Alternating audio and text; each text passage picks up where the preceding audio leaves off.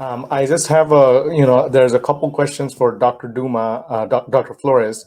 Um, so I think you talked about, your approach to oligoprogression with EGFR mutated subset.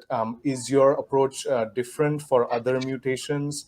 And is there any difference in your surveillance strategy with regards to how you kind of survey patients on treatments? Because some of these mutations may have a predilection for brain metastases and such.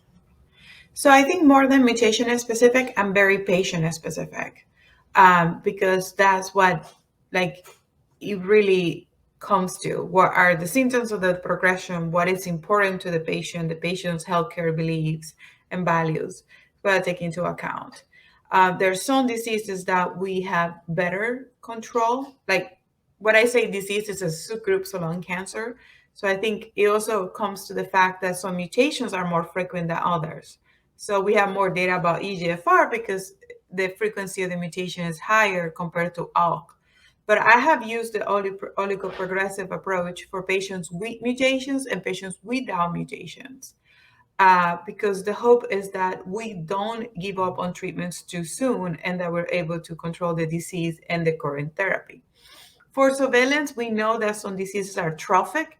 Trophic means they like to go to an organ more than others.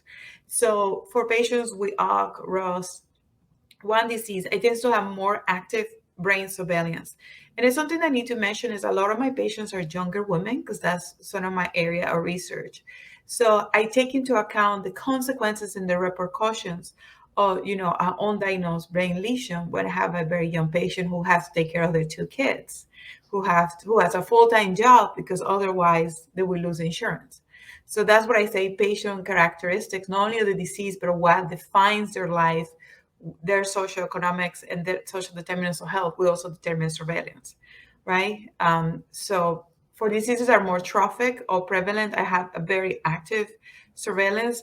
We also have clinical trials evaluating early or monitoring with liquid biopsy. So these are blood draws that try to evaluate if the mutation is suppressed with the drug. And I know Dr. Hertz talked about this.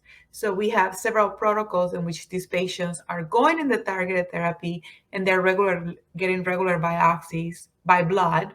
That allows to determine if that disease or that clone, that mutation is being suppressed. And as we continue to monitor these patients, sometimes we see that the clone starts coming out or resistant mechanisms start coming out in the blood.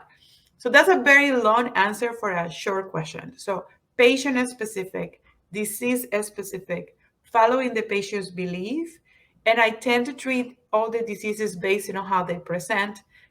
Patients with mutations are most likely to get a treatment oligoprogression because they're most likely to have this pattern compared to patients without the mutations.